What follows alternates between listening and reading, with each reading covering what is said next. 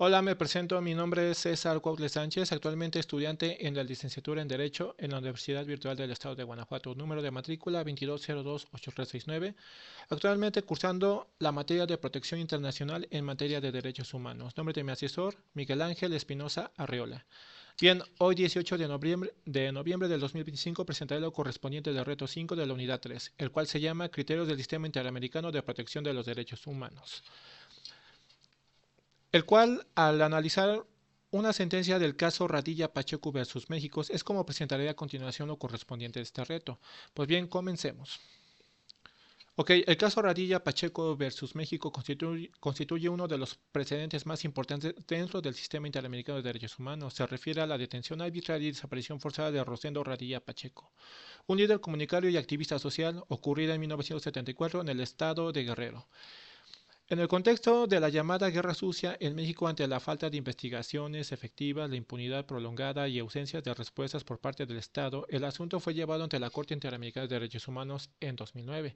La Corte emitió una sentencia emblemática que declaró responsable al Estado mexicano y ordenó medidas de reparación y ajustes estructurales, convirtiendo este fallo en un punto de referencia para la protección de derechos humanos y el combate a la desaparición forzada en México.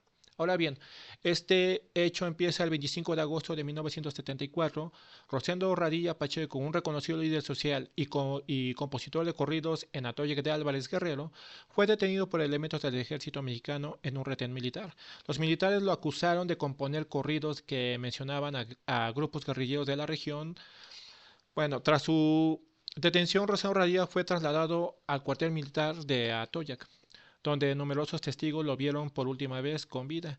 Desde esa fecha hasta hoy se desconoce su paradero, pues a pesar de las denuncias formuladas por su familia, las autoridades no realizaron investigaciones serias ni efectivas durante décadas, lo que evidenció el patrón de impunidad y encubrimiento estatal durante la llamada Guerra Sucia, periodo que caracterizó por detenciones arbitrarias, tortura y desapariciones forzadas cometidas por agentes del Estado mexicano. Ahora bien, ¿cómo empezó el proceso ante la comisión? Cabe resaltar que ante la falta de avances en México, los familiares de Rosendo Radilla presentaron una petición ante la Comisión Interamericana de Derechos Humanos en 2001. La comisión analizó los hechos y tras varios años o varias décadas de trámite, determinó que existían elementos suficientes para considerar violaciones graves a derechos humanos como la libertad personal, la integridad, reconocimiento de la personalidad jurídica y protección judicial.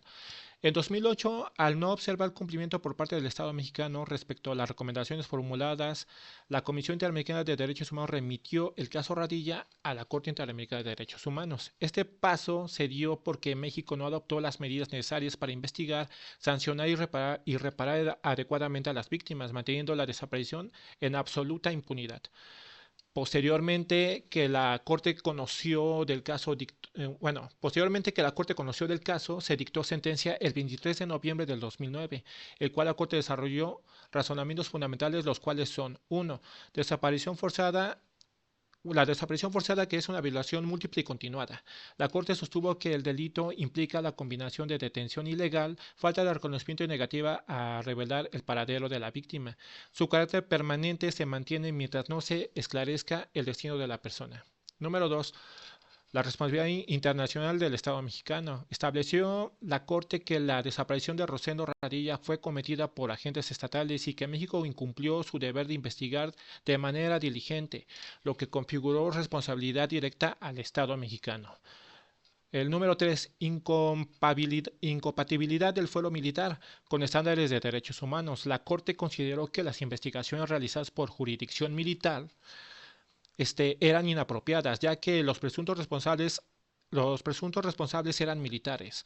Ordenó que en caso de violaciones a derechos humanos sean investigados por autoridades civiles. El número 4. Obligaciones de búsqueda y reparación integral. El tribunal ordenó al Estado implementar acciones efectivas de búsqueda, reconocer públicamente su responsabilidad, capacitar a las Fuerzas Armadas en derechos humanos y adecuar su legislación interna a los estándares internacionales. Bien, el último y el razonamiento más importante el cual es el control de convencionalidad, por lo que la sentencia reafirmó que los jueces mexicanos deben interpretar las normas internas conforme a la Convención Americana, contribuyendo a que este concepto se consolidara en el sistema jurídico mexicano. Bien, por último y como conclusión, la importancia y trascendencia de esta sentencia Radilla Pacheco